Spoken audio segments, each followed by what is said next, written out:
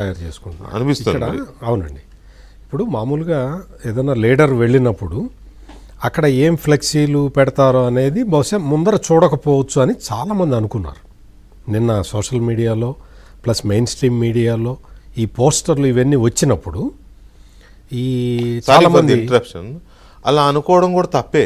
ఎందుకంటే 10 రోజుల క్రితం పొదిలి పర్యటనకి వెళ్ళినప్పుడు ఇలాంటి పెట్టారు. నేను అదే చెప్పబోతున్నా. పొదిలిలో చూసి మళ్ళీ అనుకుంటే అంటే మన మించిన పిచ్చోళ్ళు లేడికి అంటే కొంత ఏంటి అంటే న్యూట్రల్స్ అంటే ఆ తెలుగుదేశం లేదా వైసీపీ వీళ్ళకి సంబంధం లేని వ్యక్తులు అంటే ఏపొలిటికల్ వాళ్ళు ఇట్లా మార్జిన్ ఇవ్వటానికి అవకాశం ఉంది.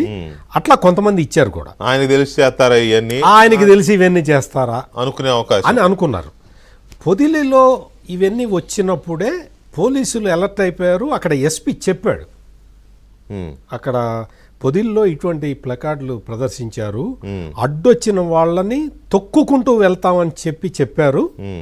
ఎవరిని తొక్కుకుంటూ వెళ్తారు మీరు అని చెప్పి ఆ ఎస్పీ చాలా ఆవేదనగా ప్రశ్నించాడు. ఆ తర్వాత జరిగిన ఇన్సిడెంట్ ఇది. ఇందులో కూడా అంతకన్నా దారుణమైనవి.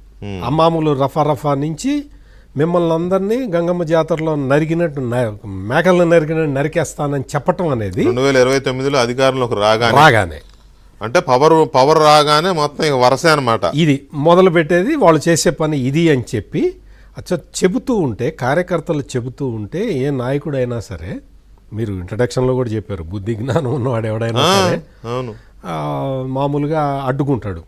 వద్దయా అటువంటి చేయొద్దు, మనం రాజకీయాల్లోకి వచ్చింది ప్రజాసేవ చేయటానికి. అంటే ఇంత పెద్ద మాట చెప్పరు. పైగా ప్రజలు ఆ చెంప ఈ చెంప వాయించారు.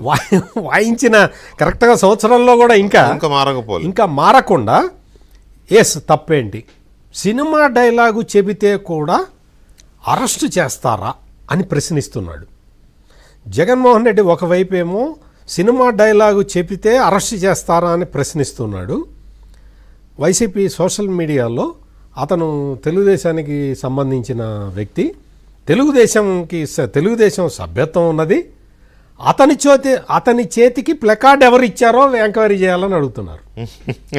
అంటే మీరు చూడండి ఎంత ఫన్నీగా, ఎంత వీళ్ళు ఎంత కుట్రపూరితంగా ఈ విషయాలన్నీ ప్రచారం చేస్తున్నారో మనం ఒకసారి గమనించుకోవాలి. అవును, అతను తెలుగుదేశం వాడని చెప్పి ఆ చంద్రశేఖర్ అనే ఎమ్మెల్యే ఒక ట్వీట్ పెట్టాడు. ఈ మధ్య చంద్రశేఖర్కి ఎక్కువైందిలే. ఎందుకు ఎక్కువైందంటే ఆయన పార్టీ నుంచి వెళ్ళిపోతాడని అనుమానం వచ్చింది. ఇప్పుడు వీరభక్తి ప్రదర్శన ఎక్కువ చేస్తున్నాడు.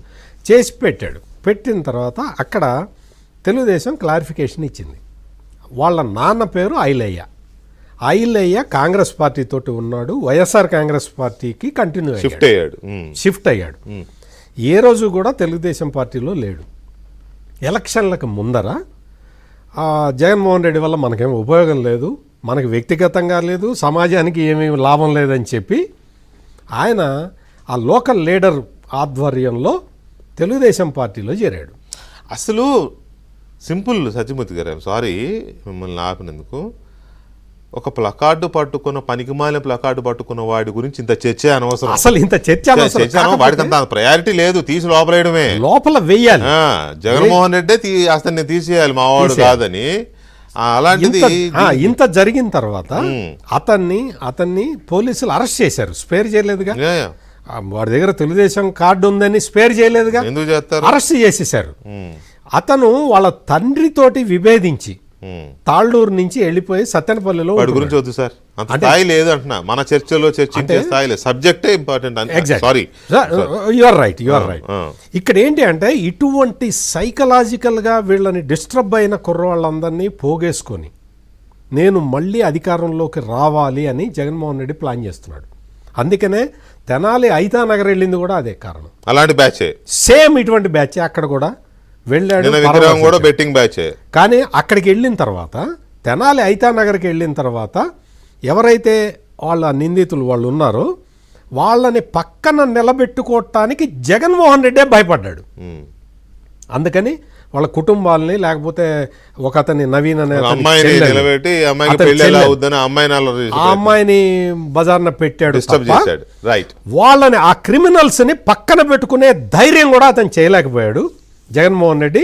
ఈ రోజున పబ్లిక్లో వచ్చేసి అంటే ఇంకొక స్టెప్ ముందరికి వేసాడని చెప్పడం నా లేలే కరెక్టే మీరు అన్నది, స్టెప్ ముందుకేసాడు, రెడీ అయిపోయాడు, ఇక Direct గా support వెళ్ళిపోవడమే అన్నట్టుగా ఉన్నాడు, తయారయ్యాడు. అయితే ఇదేనా ఇంకా వేరే కారణాలే నేను చెప్పాను కదా ఇందాక నా సెకండ్ హాఫ్లో మాట్లాడతానని. అక్కడికి వెళ్ళే ముందు రామకృష్ణ గారు నమస్తే. నమస్కారం సార్. ఎలా అనిపించింది? రప్ప బాగుందా?